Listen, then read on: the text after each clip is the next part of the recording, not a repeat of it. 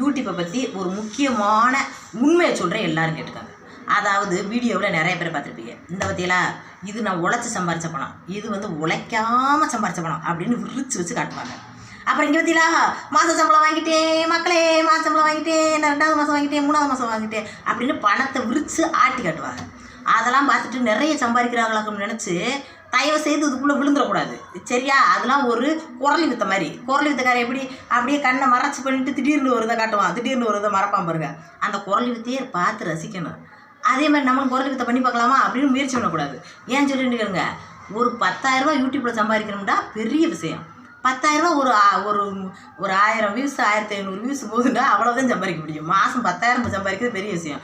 ஒரு வருஷமாச்சும் ஆகும் அந்த 10,000 எடுக்க.